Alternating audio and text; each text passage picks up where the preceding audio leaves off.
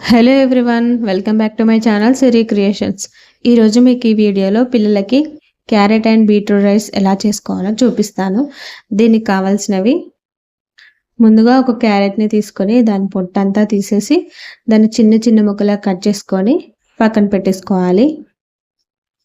Next అదేవిధంగా ఒక చిన్న బీట్రూట్ తీసుకొని దానిని కూడా పైన పొట్టంతా తీసేసి చిన్న చిన్న ముక్కలా కట్ చేసుకొని పక్కన పెట్టేసుకోవాలి.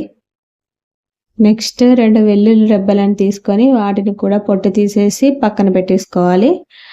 తర్వాత స్టవ్ వెలిగించి కుక్కర్ పెట్టేసుకొని దాంట్లో 1 టేబుల్ స్పూన్ గీ యాడ్ చేసుకోవాలి. నెయ్యి కొద్దిగా వేడయ్యాక దాంట్లో కొంచెం జీలకర్ర యాడ్ చేసుకొని వేయించుకోవాలి.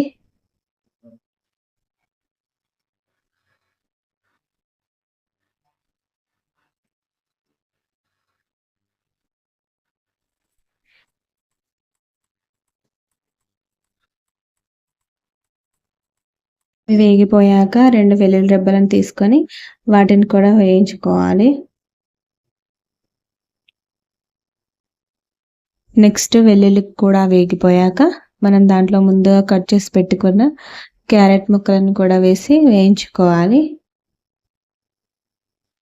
తర్వాత అవి కొంచెం వేయగాక మనం ముందుగా కట్ చేసి పెట్టుకున్న బీట్రూట్ ముక్కలను కూడా వేసుకొని వేయించుకోవాలి. అండ్ ఇది వచ్చేసి మనము 7 and 8 months నుంచి పిల్లలకి పెట్టవచ్చు. అండ్ ఏదైనా ఫుడ్ పెట్టినప్పుడు మనము పిల్లలకి డైజెషన్ అవుతుందో లేదో అని భయపడుతుంటాము. అలా అయినప్పుడు మనము పగలు పెట్టేస్తే వాళ్ళు ఆడుకొని అటు ఇటు కొంచెం ఫుడ్ అనేది కొంచెం మరిగిపోతుంది. సో ఇలా ట్రై చేయండి. అండ్ నెక్స్ట్ ముందుగా మనం వాష్ చేసి పెట్టుకున్న మైసూర్ పప్పును కూడా వేసుకొని వేయించుకోవాలి.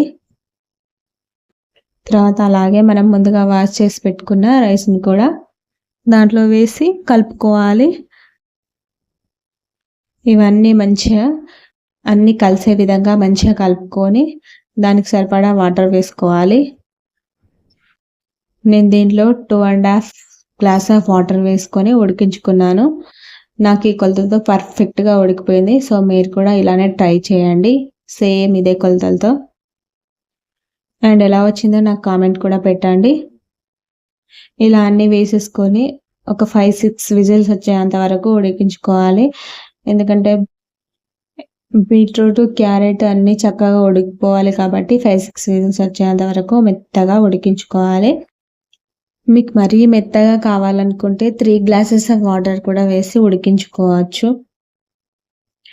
అండ్ మీరు పిల్లలకి ఏదైనా ఫస్ట్ టైం ఫుడ్ ఇంట్రడ్యూస్ చేసినట్లయితే కొంచెం దాని కన్సిస్టెన్సీ వచ్చేసి కొంచెం జారుడుగా మెత్తగా ఉండేటట్టు చూసుకోండి, లేదంటే వాళ్ళకి డైజెషన్ కాదు. ఈ విధంగా కుక్కర్లో ఎయిర్ అంతా పోయాక మనం మూత తీసి చూస్తే పర్ఫెక్ట్గా ఉడికిపోయింది. ఇలా ఉడికిన దాన్ని మనము స్మాషర్తో కానీ లేదా పప్పు గుత్తితో కానీ మెత్తగా చేసేసుకొని పిల్లలకి ఫీడ్ చేసుకోవచ్చు.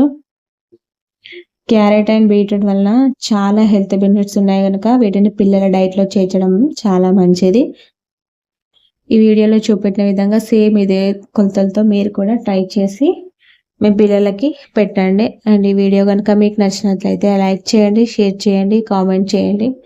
అండ్ మీరు కనుక నా ఛానల్ని ఫస్ట్ టైం చూస్తున్నట్లయితే సబ్స్క్రైబ్ చేసుకోవడం మాత్రం మర్చిపోకండి. Thanks for watching this video.